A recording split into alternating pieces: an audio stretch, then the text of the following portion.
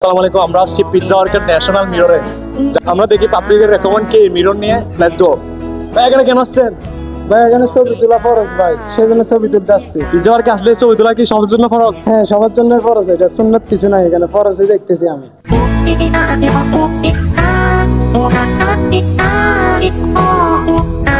ওয়ার্কে কি পিৎজা খেতে আসছেন নাকি পিক তুলতে আসছেন মিররে?